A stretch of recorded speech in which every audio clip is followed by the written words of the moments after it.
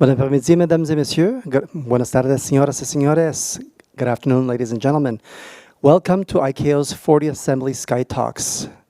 Over the next 2 weeks, we have 67 SkyTalks prepared for you by aviation professionals here at ICAO and at the private industry. Now, I'd like to remind you that we're coming to you live. You have access to these talks on the ICAO Skies on YouTube. Please make sure to put your phones on vibrate mode. During the presentation or at the end of the presentation, I'll leave it up to each individual speaker to ask for questions. Now, for those who want more information on how to access these talks, please make sure to drop off your business card in the back and people from the marketing team will get back to you. This is day 1, session number 8. We've had some great SkyTalks so far, some more general, some very specific. And today, we're going to give you tools in order to help improve your safety and security in your airports. To provide you with more information on civil aviation safety inspector tools, please welcome Catalin Popa, technical specialist for the training and licensing standards. Welcome.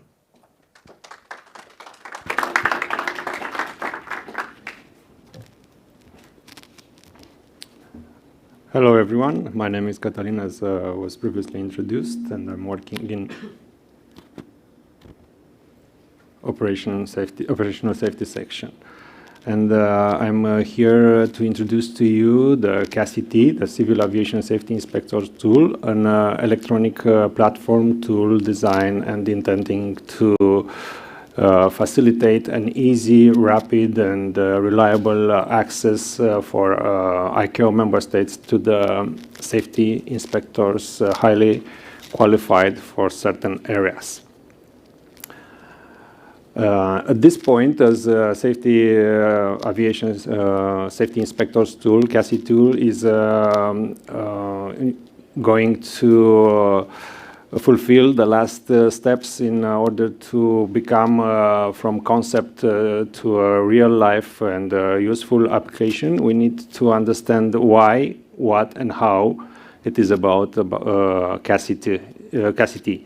Therefore, to understand why, we need to look back in the results of USOAP, Universal Safety Audit programs of ICAO, which for those areas mostly related to critical element 4, qualified personnel, give us a conclusion that a lack or an insufficient number of aviation personnel, which is highly specialized and have the technical expertise to perform specific job functions and tasks in different oversight areas, can create a big issue in fulfilling and achieving the oversight responsibilities for our member states.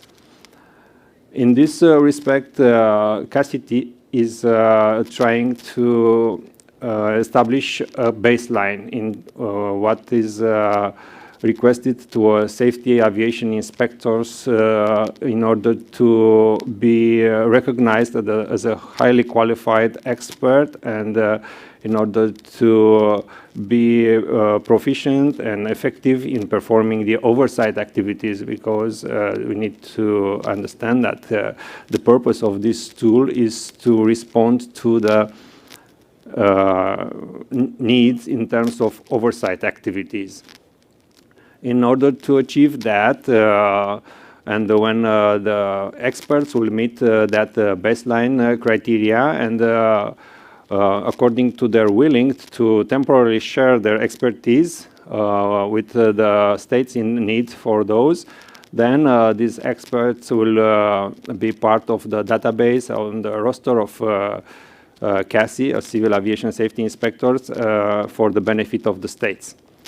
How this application is going to work, as you may see on the screen, is that it is about to work as a database that is collecting relevant data about the experts in different aviation areas, which are selected according to predetermined requirements.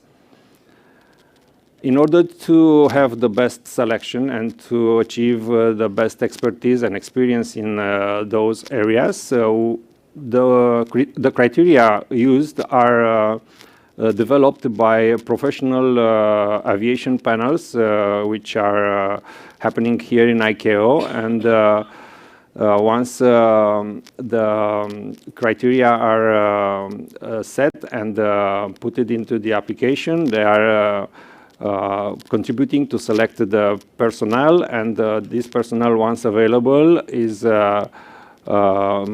available. Once available, the states will be able to use the application to apply criteria to search and select from the database. I'm sorry for the resolution of the slides, but in terms of discussing the application and to see who is involved and what are the responsibilities, we have here the stakeholders' perspective flowchart, which is actually presenting us the three main layers of stakeholders involved in this, which the three stakeholders layers are ICAO, the first level, the applicants, and the member states. At this point is very important for us to realize that the initiator of the application of the project is ICAO, and at the same time ICAO is not only the initiator, but it's also the host of the application, is the one proposing and making available this tool for the member states. Then, once this is understood, each and every stakeholder involved has to fulfill a specific task and to share pieces of information in order to put everything together and make as much as possible to have the best experts working for the benefit of the states. In brief, to explain this flowchart and to make connection with the next slide, which will show us a sort of timeline. We have here the start point with ICAO issuing a state letter to the member states advertising the tool and ask the member states to nominate a focal point, which will be the liaison between ICAO and the oversight authorities in that state. After the state letter and the nomination of the focal points, ICAO will start receiving applications. The applicants will go through the CASI portal on ICAO website, start filling applications. Those data will be initially validated by the oversight authorities in member states in order to ensure the accuracy of the information. At each point, the applicant will be notified if they are meeting the criteria, if they need to complete their profile, if they need to add to their expertise those parts which are missing in order to make them highly qualified experts for oversight activities. Once all the steps fulfilled, completed, then the applicant either is appointed to complete the profile, as I said, either is considered qualified to be part of the database, and it will be hosted, the information will be hosted within the repository. The timeline here is actually concealing the information, is putting together in steps what is to be done for each stakeholder combined at a certain point. As I said, the start is to be the time when the application will be fully operational. At that point, the state letter will be issued. We have different stages to be fulfilled and to be checked as completed, and we have an estimation of the full benefit for the CASI tool in roughly the end of first quarter in 2020. This is about functionality. In brief, how the CASI tool is going to work. So we will have a portal, a CASI-T portal on ICAO website, where the applicants interested in be a part in this project and willing to share their information and their data will they will have a landing page asking them to submit information like every human resources application or LinkedIn or whatever you want, personal details, educational background, language proficiency because it's very important, employment details, professional experience. And once getting the professional experience requirements, you will see further on in the slides that we try to split on areas, on functions, and to try to shrink the information in order to make them as much as possible fitting particular tasks and functions. As you see in the middle of the slide in that square, there will be there's activities, expertise, minimum criteria, all them processed by the system. And according to the information and according to the minimum criteria list that the system will have in his brain, let's say, we will have different domain, different areas, different functions which will be appropriate for the applicant. We selected here cross-border transferabilities, operationals, licensing personnel.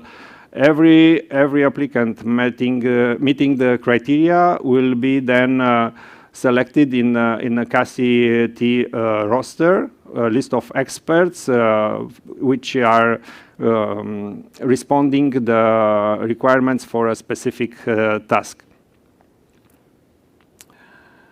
In the next slides, I will try to present where we are now, what are the stages, what are the pages, how they are looking into the application, trying to follow this process which is presented here, and as I explained previously, by starting with profile details, educational, so on. The interesting part to mention here is that the application is intending to have, as you see in the middle, where you are the applicant is fulfilling and completing the information. On the same time, all the time, on the right side, the minimum criteria list will be displayed permanently for the area where the applicant is going to apply. And once each and every information is typed in the form, the minimum criteria will make a warning to the applicant if they are in real time, if they are matching the criteria or if they are below or above the standards. At that point, every applicant will be aware, they will know what they have to do in order to meet the criteria. I will take an example. If it is requested to have 5 years experience in cross-border transferability activities and you will have only 2, then a red mark is on the right side saying you are 2, not 5 there. Therefore, each applicant will know where they need to insist if they want to go further with the application. Once the full application is completed, it is about to the inspector, the applicant, to decide if they fully want to disclosure all the details at once or they want to partial disclosure that, and it will be at the end of the process when they will be selected by the interested state to have direct contact with them and disclosure the details to that particular states asking for the services.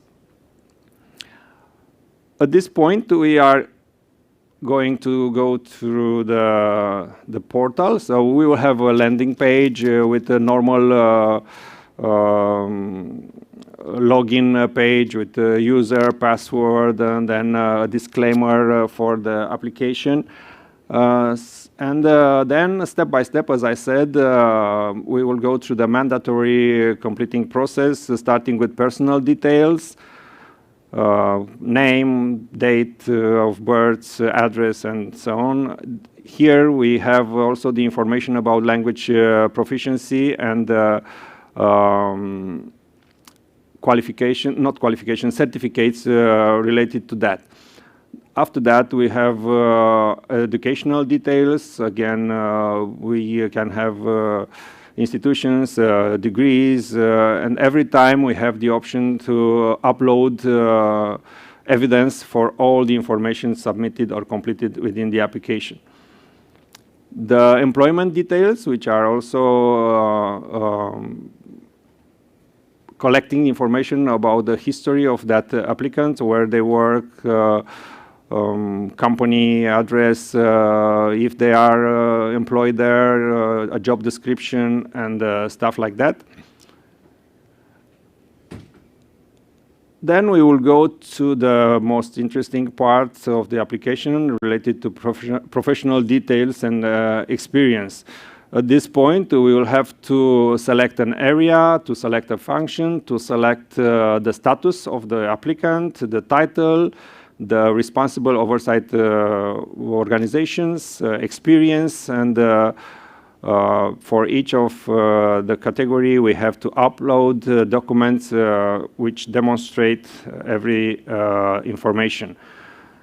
The area to be selected are the areas according to the USOAP activities, and for the purpose of developing the tool, appropriate ICAO selected airworthiness and cross-border transferability activities to have this CASI tool as a pilot project developed. And once finalized and accepted and working effectively on the website, based on the feedback, the ultimate goal is to extend everything to all areas, to all, as much as possible functions and categories.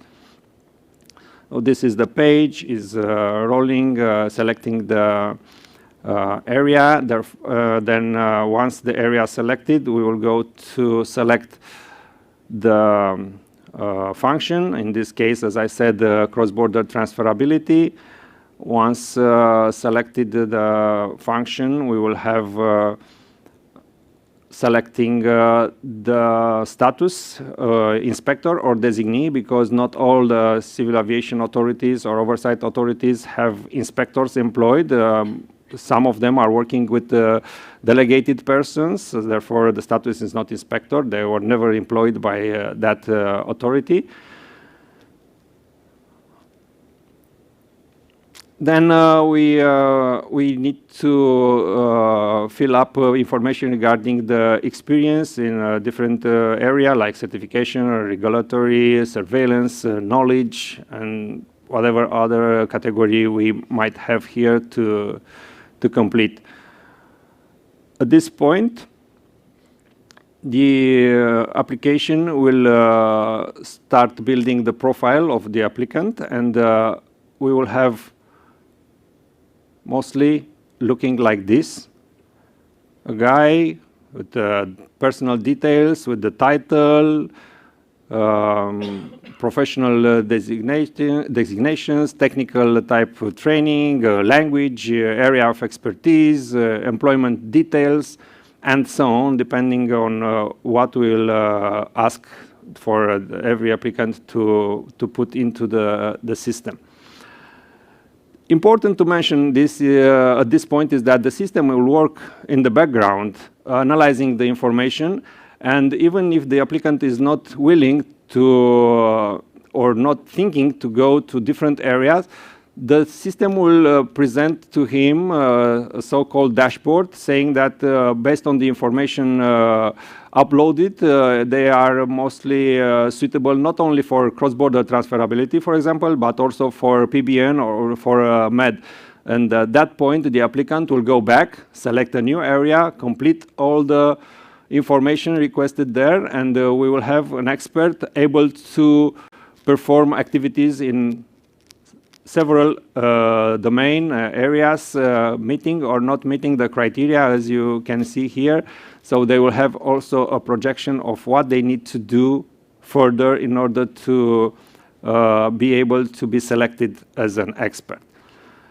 At this point, and I have to rush up a little bit, the states are the other stakeholder, main user or beneficiary of the system, and they have to apply the criteria. They have to select the experts from the database according to the applied criteria. They need to get in direct contact with them. They need to make a contract and establish the relationship. So, and then the state and the applicant are kindly requested by ICAO to provide feedback. At this point, we have this kind of interrogation matrix for the member states, which will be expanded with different criteria according to the state need and the desire to select a certain expert. What I want to mention for Safety Inspector tool, CASI tool, is that it is a project, a pilot project, addressing cross-border transferability for the demonstrative phase. It is carrying the goal, the aim to cover all areas and functions in the near future. And it is a living tool that for it to carry updates, upgrades, all of them based on feedback we will receive from the member states and from the applicants. So in this respect, we kindly ask everyone interested or which is willing to contribute to the development of the tool to reach out with ideas, recommendation on the mailbox of operational safety section, ops@icao.int. So this is concluding my presentation here, and I'm open for any questions if you have. We still have 4 minutes.